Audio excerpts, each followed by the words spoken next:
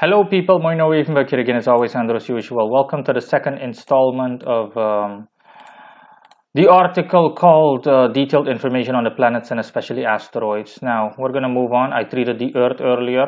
Now we're going to treat the asteroid Pallas. Pallas is a mini planet or asteroid similar to Chiron that in astrology deals with a person's human body and superficial material state of mind or being, their superficial mental health and their physical body when they were born.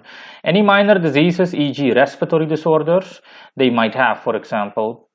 Pallas can also be identified with Lilith or the Black Moon, but it has no connection with it based on a description. Pallas is weak in Pisces, Scorpio, and Libra, and it's adversely strong in Virgo, at its strongest in Virgo, notably. Leo as well, and Aquarius, but Aquarius is conditional. The rest is neutral.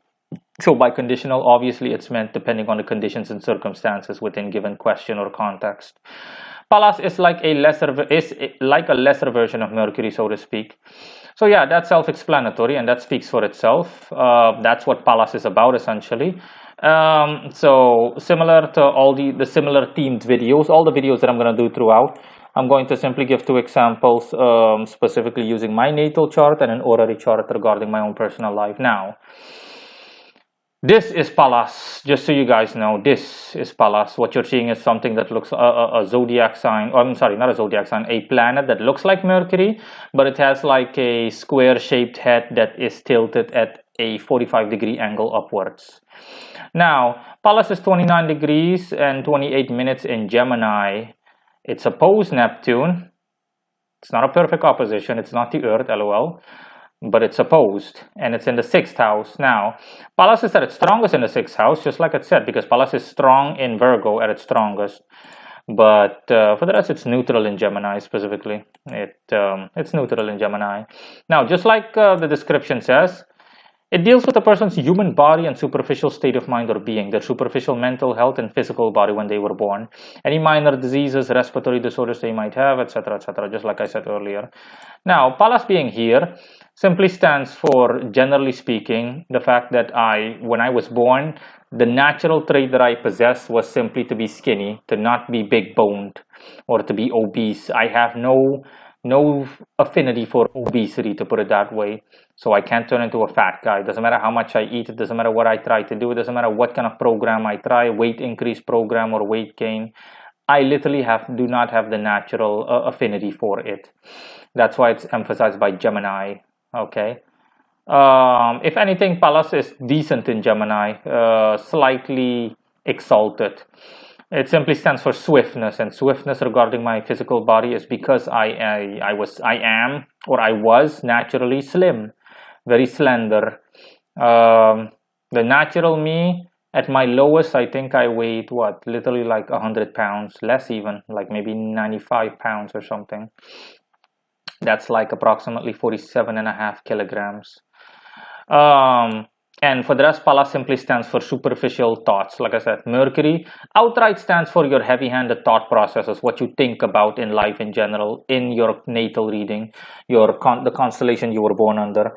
Pallas is a lesser version of that. It stands for superficial thoughts that go through your mind and whatnot. And yeah, even the aspects that other planets have, I'm not going to discuss that. It's just to give you guys a general idea.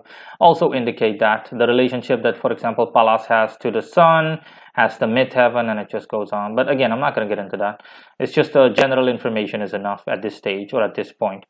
So that's what Pallas stands for. And the fact that Pallas is in the 6th house stands specifically for me focusing on being detail conscious and detail accurate in relation to anything that I view as work. Last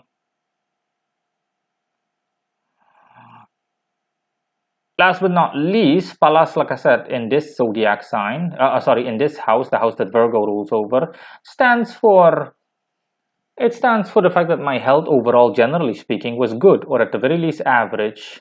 But the fact that this opposition is here, Neptune is afflicted in the 12th house, the house of Pisces, and it's in an afflicted house, it's in an earth sign. Neptune does, generally speaking, well in water signs and in air signs, not so much in fire signs and earth signs. Yeah, it does not do well, for example, in Capricorn. That makes it afflicted, it makes it weak. Now, Simply put, this opposition, I'm going to treat this as an aspect because it is quite important, because it's heavy. It substantially influences and affects Pallas. The opposition with this afflicted Neptune stands for the fact that my physical health can be triggered by mental illness.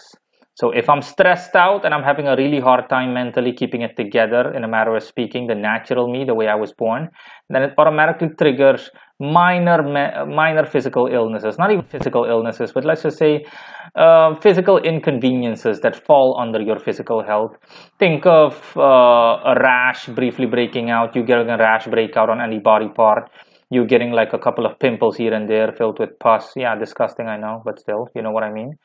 And anything like cold sores on your lips, you name it. Simple things like that. Certain aches and pains, very minor stuff that is very inconvenient, and the stuff that is minorly inconvenient at best. And that is all. That is what Pallas stands for. See you guys in the next segment.